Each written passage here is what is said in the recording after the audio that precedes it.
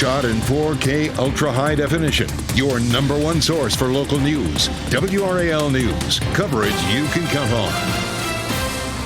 Fantastic feeling again this morning. Our dew point's way down here in the comfy zone. Our temperatures are feeling fantastic, but it is limited. I'll show you when we start to creep back up to more summer-like conditions. A new traffic pattern is expected this morning on a busy part of the Beltline in Raleigh. The changes you need to know about before you hit the road this morning. The sister of a convicted murderer who escaped custody last week in Orange County will be in court today. The charges she's facing for helping him get away.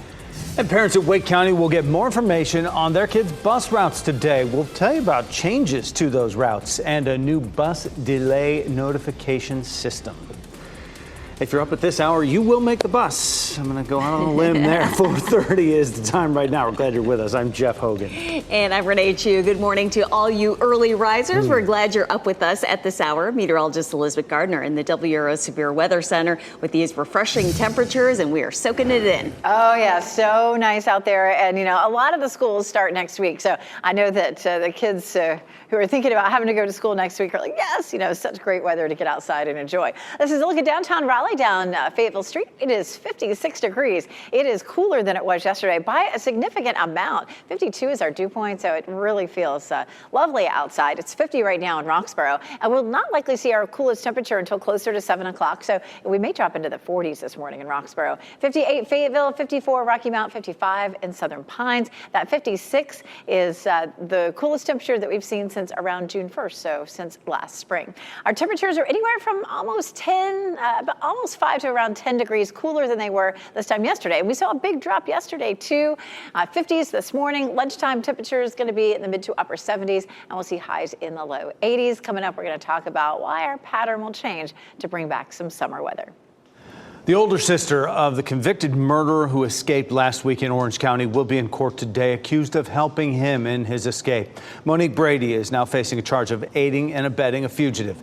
She's the second person charged with helping Alston this week in his escape last week. Investigators haven't revealed how they believe Brady was involved. Austin was caught in Kannapolis last week after more than 3 days on the run. Another accused accomplice, Jacobia Crisp, you see her here. She was arrested shortly afterward. You need to know this morning for your commute on the Beltline, a new traffic shift is expected to be in place. This will be after 5 a.m. on I-440 East. Traffic from I-440 East and Western Boulevard will now be filtered down to a collector lane, they call it, to get to ramps for Hillsborough Street and Wade Avenue and continue on to the Beltline. It is similar to what we've experienced driving on southbound US 1 to Walnut Street in Cary. It's all part of an ongoing project to widen the Beltline.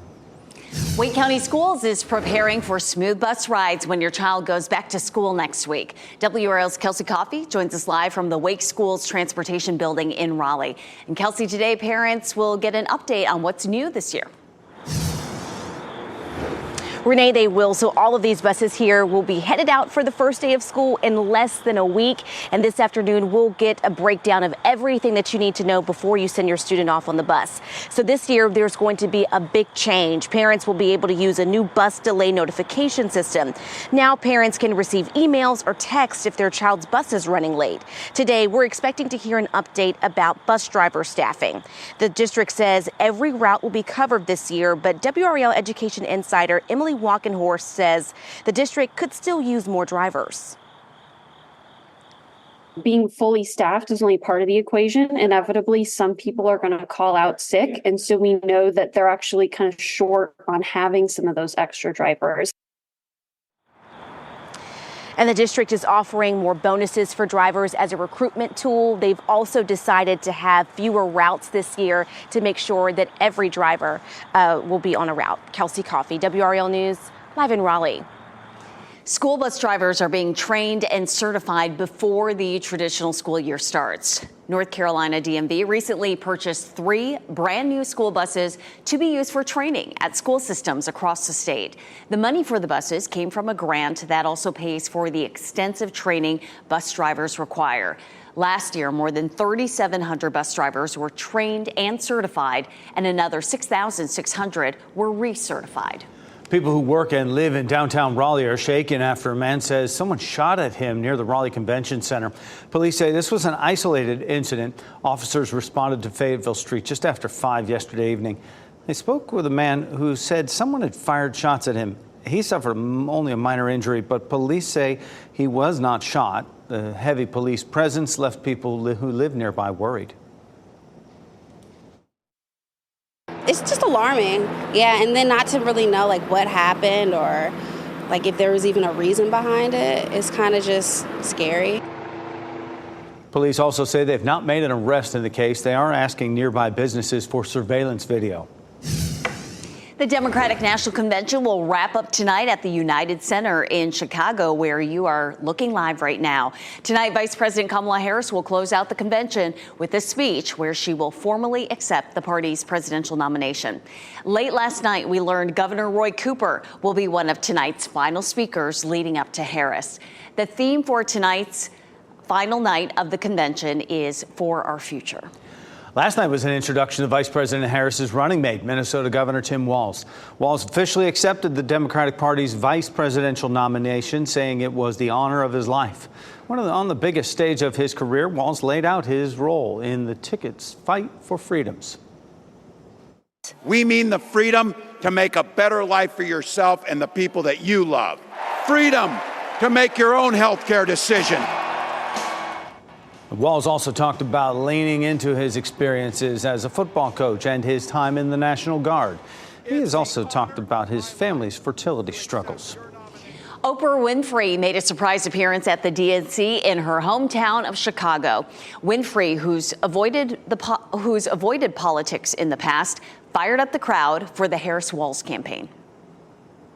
Let us choose the sweet promise of tomorrow over the bitter return to yesterday. Thousands of delegates stood and cheered as she walked to the stage.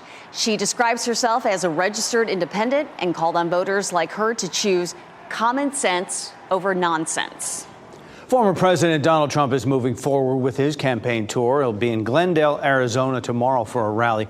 During a rally about national security in Asheboro, right here in our state yesterday, Trump stood behind bulletproof glass. This was his second visit in a week and his first major outdoor rally since the assassination attempt last month. Trump and Vance spent much of their time in their speeches touting Trump's foreign policy record from his time in office, including signing a peace treaty with the Taliban. Friends and family of a mother and her 6-year-old girl who died in a shooting earlier this month will gather to remember them tonight. A balloon release is planned tonight to honor Kira Massenberg and her daughter, Zoe Jones. It's happening at 6 at Mo and Dee's restaurant tonight on South Church Street in Rocky Mount. They were both victims of a quadruple shooting in Wilson County on August 11th. Investigators say the man who shot them, Daquan Jones, was Kira's boyfriend and Zoe's father. He later died by suicide. A Robinson County deputy is seriously hurt after a motorcycle crash and is in critical but stable condition. That's according to the sheriff's office. Deputy Amanda Velez was driving a motorcycle when she was involved in this crash with a vehicle just outside Lumberton Tuesday evening. Deputy Velez was airlifted to a medical center. Highway Patrol is investigating the crash. Good morning, Chris Lovingood here in the WRAL Live Center with a bit of a grim update coming off of the coast of Sicily there as investigators and recovery teams have recovered the body of the 5th person reported missing from that yacht that sank not long ago. This is the 4th day entering trying to find the last person who is now missing, the daughter of tech tycoon Mike Lynch. He co-founded the firm Autonomy over in the UK. He was confirmed dead, but again, his daughter is still reportedly missing. I've been looking at some reports from overseas to get more information about this, and what's interesting is that the maker of the yacht reportedly said that it was, quote, unsinkable. Local chip maker Wolfspeed says it will close its Durham plant. The news came out in the company's quarterly earnings report yesterday. Wolfspeed plans to speed up the timeline for building its 200-millimeter chip factory in New York. The company says the New York-based plant is producing results at significantly lower costs than the Durham location.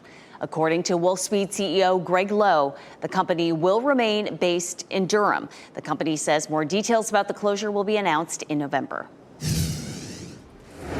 A single mom who lost her house during historic flooding in Connecticut is reunited with a priceless photo. That's him. I just had to track you down. Thank you. That's incredible. We'll show you the moments these two mothers, connected by tragedy, became bonded by hope. Also, just hours ago, Canada's two major freight railroads officially shut down completely because of a strike. What this could mean for the auto and agriculture industries here in the U.S. And let's take a live look at Apex. You may want to grab a sweater or a light jacket. It is chilly outside this morning, some places in the 50s. Meteorologist Elizabeth Gardner will join us after the break to tell us when our temperatures, our morning lows will warm back up.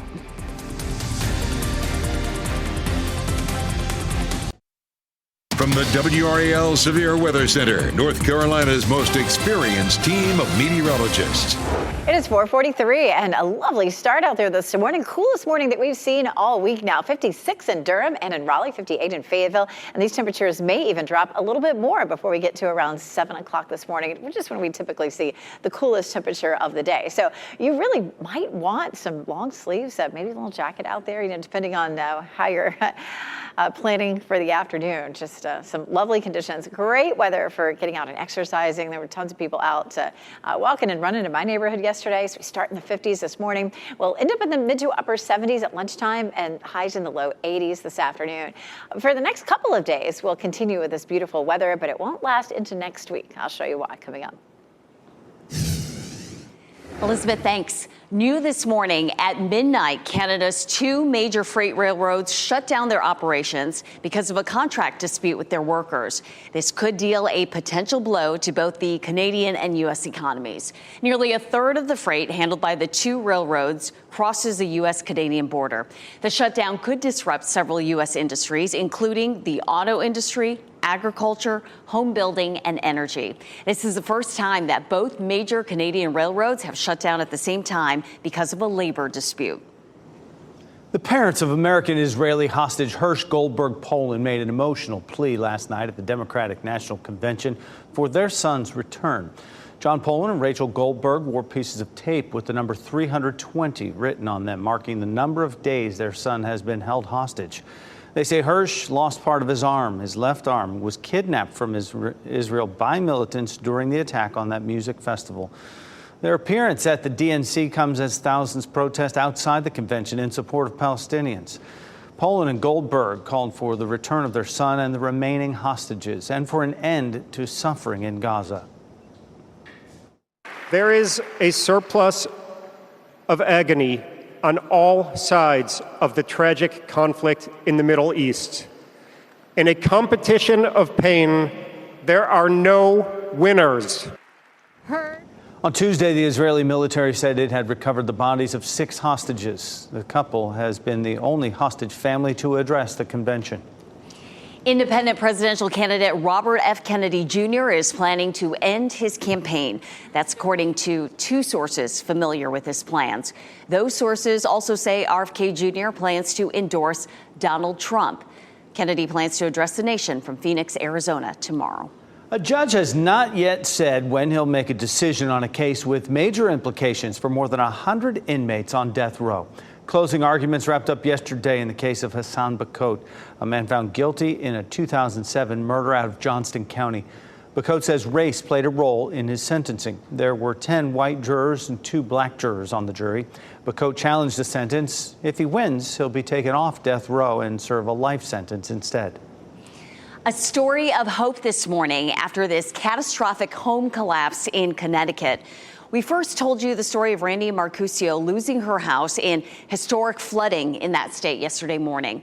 Now she's reunited with a priceless memento that was swept away by the waters. A woman walking on a beach more than 30 miles away from where the home once stood made the amazing discovery. She found the sonogram photo of Marcusio's son, Riley. She recognized the name written on the back of it from news coverage about the home collapse and was able to return it to Marcusio. Floated all the way from Oxford down the Housatonic to Campo Beach in Westport. That's him. I just had to track you down. Thank you. What a find. Marcusio said she has many things to be grateful for, even though she lost her house. Most importantly, she says her son, now 3 years old, is safe. Happening this morning, soldiers with the 82nd Airborne Division will be welcomed home. Task Force 82 is returning from a 9-month deployment to Eastern Europe. The soldiers were stationed in Romania, Bulgaria, Hungary, and Slovakia. The division colors will be uncased in a ceremony beginning at 9:15 this morning. We're just at 4:48 right now. We got a ways to go here as we get our day started here on a Thursday. Elizabeth Gardner gets it started with us. Very comfortable out there. So nice. Even cooler than it was yesterday. We dropped it another 5 to 10 degrees depending on where you are. It's mostly clear. There's a little bit of cloud cover. When I walked in the building this morning, the moon was trying to hide behind just a few clouds. But for the most part, things are just beautiful out there. It's 56 degrees with a dew point at 52. That dew point in the 50s this time of year feels very comfortable. So it's a measure of moisture in the atmosphere. So there's just not much moisture, not much mugginess to have to deal with today. The top of the tower is lit in blue for mostly clear skies this morning. And what a gorgeous day it was yesterday. We will copy and paste today and tomorrow with the same conditions. Thanks to Karen Horner, who has been spending some time there at Curie Beach. Look at that sunrise. Absolutely gorgeous. Thanks for sending us that photo. We would love to see your photos too. Go to WRAL.com, search Weather Watchers, and it'll show you how to upload photos for us to share on TV. 82 for the high today in Raleigh, 81 in Durham, and 84 in Fayetteville. We take a look at our weather for lunch outside. Perfect temperature of 77, low dew point, sunshine. Doesn't really get much better. And maybe you just have time for a walk, but you know, something outside would be wonderful. And it's not so hot that you can't do a little grilling either. Our temperature at lunchtime is going to be around 77, but this evening, if you're grilling out, we're looking at temperatures in the upper 70s to around 80, but with nice low humidity, it should be pretty comfortable. It is going to be a short break from the heat. Our normal high is 88. We're 82 today, 83 Friday, 85 Saturday, and then we're back to normal Sunday, and then we're into the 90s Monday and for much of next week. Our mornings are definitely cool too. 69 is our normal low, so tomorrow 10 degrees below that, and low to mid 60s all the way through Monday. Now by Tuesday, we're back to 70, and that's definitely going to feel pretty heavy, pretty sticky, pretty miserable again. The blue shaded areas are where temperatures are below normal, so that's up until Sunday, and then we're back to normal and then above normal as we get into Monday and Tuesday next week. And there goes the muggy meter, feeling great today and tomorrow. And then by the time we get to Saturday and Sunday, we're starting to see it creep up. By Monday, we're back to steamy. So enjoy this pretty weather while we have it. On Saturday, it should still be very comfortable to get out to Packapalooza, which will be on Hillsborough Street. Temperatures will be in the mid 80s during the afternoon, and during the evening, dropping back down into the 70s. Checking out that 7-day forecast. Again, looking great all the way really up until Sunday. By Sunday, it will start to feel hotter and more humid, and then a string of 90s. 91 Monday, 92 Tuesday, 93 on Wednesday. We're also in the peak of the hurricane season. We'll check the tropics coming up.